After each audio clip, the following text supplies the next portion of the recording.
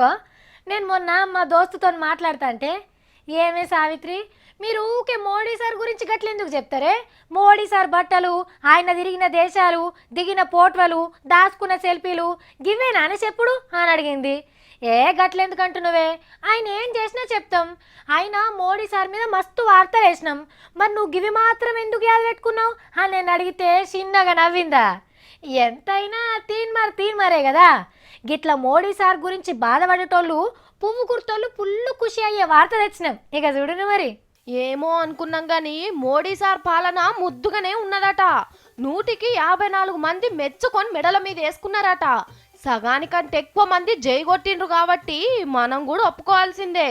Modi sir దేశాన్ని నేలబట్టి 20 నెలలు అవుతుంది. పబ్లిక్ ఏమనుకుంటుండ్రో తెలుసుకుందామని ఏబీపీ నిల్సన్ కంపెనీ వాళ్ళు మూతులు ముంగట మైకులు పెట్టుకొని చేసిన సర్వే ముచ్చట ఇది. ఇప్పటికిప్పుడు ఎలక్షన్లు పెడితే మళ్ళా పువ్వు గుర్తోళ్ళనే గెలిపిస్తారట జనాలు. 301 మందిని పార్లమెంటుకు పంపేతందుకు తయారుగున్నారట.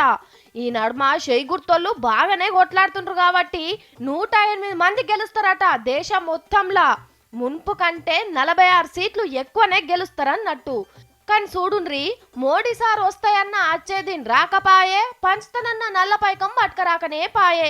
అసహనం పెరిగిందని లొల్లులు కూడా జరిగే. పెద్ద కూర పంచాదులు నడవనే నడిచే. దేశాలు బట్టి తిరుగుతున్నాడని తిట్టి పోసిరి. అయినా సారేలువడి ఎలిగిపోతున్నదని పబ్లిక్ ఎలిగెత్తి సాటిండ్రంటే మస్తు గిరేట్ కదా.